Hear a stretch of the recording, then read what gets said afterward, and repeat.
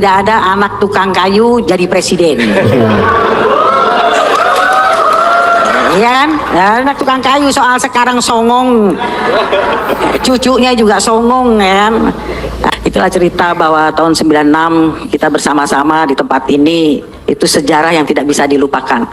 Karena tidak ada kuda tuli atau tidak ada 27 Juli, maka tidak ada reformasi. Ya. Tidak ada reformasi, itu adalah reformasi tonggaknya adalah kasus 27 Juli. Kalau tidak ada reformasi, tidak ada anak buruh bisa jadi gubernur. Ya. Tidak ada reformasi, tidak ada anak petani bisa jadi bupati wali kota. Tidak ada reformasi, tidak ada anak tukang kayu jadi presiden. Iya kan? Anak tukang kayu soal sekarang songong, cucunya juga songong ya kan? Nah itu lain kejadian. Tadi Bung Wilson udah cerita panjang lebar. Tapi itu karena reformasi loh.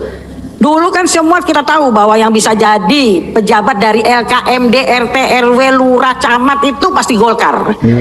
Tapi karena ada terjadi peristiwa 27 Juli, ada reformasi, maka ada satu perubahan yang dahsyat, yaitu bisa semua anak rakyat mimpinya bisa tercapai. Ya.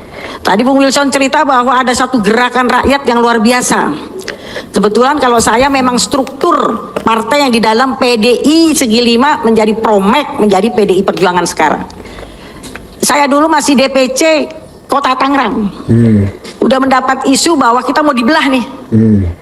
Nah kadang orang lupa cuma 27 Julinya aja, tadi udah sedikit disinggung. Tapi sebelumnya itu ada terjadi insiden Gambir. Kita ingat ada Sopan Sopyan, ya kan, ada juga Mas Agung waktu itu. Nah itu kita dulu rame-rame mau ke Depdagri sebetulnya, mau protes persoalan kok yang aku sama si Soeharto itu Yogi S. Mehmet, mereka Suryadi. Tapi kita udah digebuk dulu nih Gambir. Saya ingat betul, saya diselamatkan Pak Pangat, Ketua DPC Jakarta Barat, walaupun dimasukin taksi, taksinya juga dihancurin, digebukin semacam-macam. Itulah dulu rejim Soeharto. Tentara ada di sana, yang punya duit ada di sana, birokrat ada di sana, sampai RT RW semua. Megawati hanya punya kekuatan rakyat. Ya.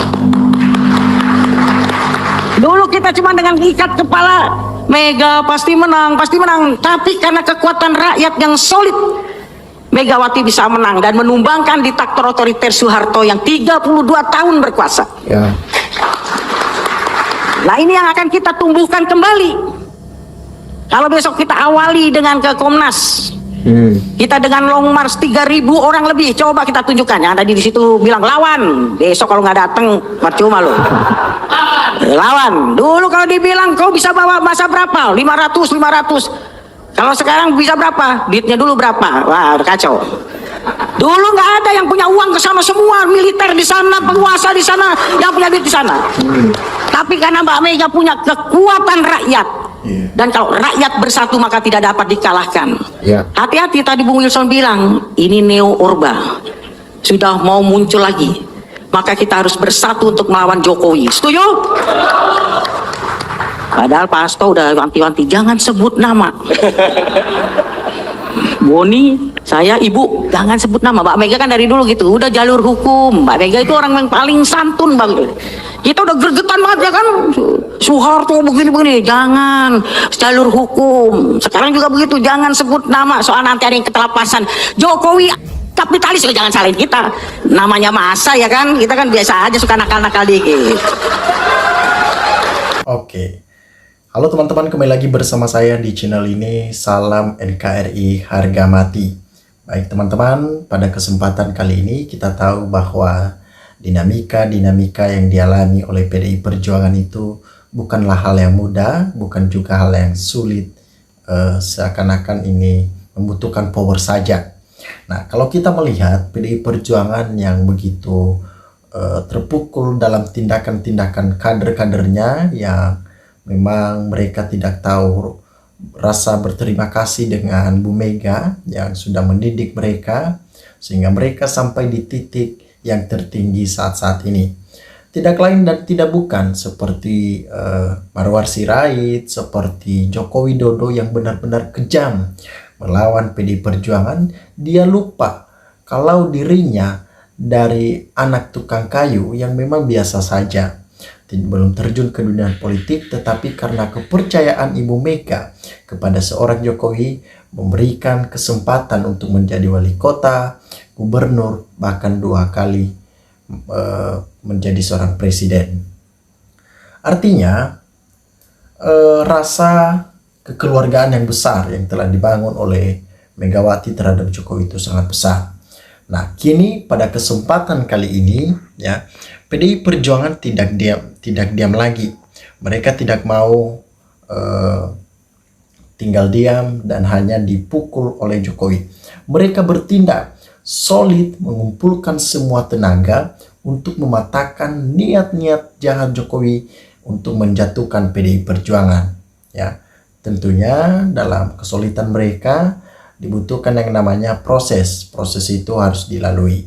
Nah, betul sekali, saya juga ikut dikejar-kejar dari istana sampai depan stasiun kereta api demi reformasi dan memperjuangkan PDIP jadi PDIP. Salam buat teman-teman yang selalu ikut menjaga markas Diponegoro, salam perjuangan.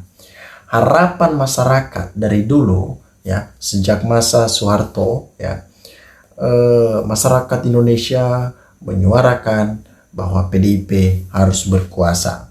Tetapi kekuasaan PDIP itu, kekuasaan Bu Mega, dia tidak hanya memikirkan dirinya sendiri, tetapi dia memikirkan kader-kadernya, sehingga seperti Jokowi, salah satunya anaknya Gibran, Bobi Nasution, yang ia percayakan untuk memimpin negara ini, memimpin kota-kota juga, wali kota. Nah, bagaimana tanggapan masyarakat dalam menilai sikap-sikap Jokowi yang begitu kejam melawan PDI Perjuangan? JOS, hanya partai PDIP saat ini terbesar, terhebat, tertua di NKRI, tidak terkalahkan sampai akhir hayat di kandung badan Yes Merdeka. Ya, walaupun sekarang PDIP bukan pemenang dalam Pilpres dan sedikit ada kekalahan-kekalahan juga dalam Pilkada, tetapi tahu teman-teman, apakah teman-teman masih menyadari bahwa suara terbanyak partai itu adalah PDI Perjuangan? Itu artinya masih banyak masyarakat yang mendapatkan kepercayaan dan memberikan kesempatan bagi PDIP untuk tetap berkuasa. Nah, apa sih maunya Jokowi saat ini? Jokowi sudah bukan siapa-siapa dan bukan apa-apa juga. Jokowi hanyalah seorang mantan presiden yang sekarang ini tidak mempunyai apa-apa. Ketua partai juga bukan. Ya. Nah, anak-anak muda apalagi kelahiran 2000-an pada umumnya tidak tahu bagaimana reformasi itu lahir. Memangnya enak di zaman Orde Baru, apa-apa diatur dan dibatasi, terutama berorganisasi. Kebebasan berpolitik itu di zaman sekarang walau terkesan kebablasan, waktu itu partai hanya 3, Golkar, PPP, dan PDI.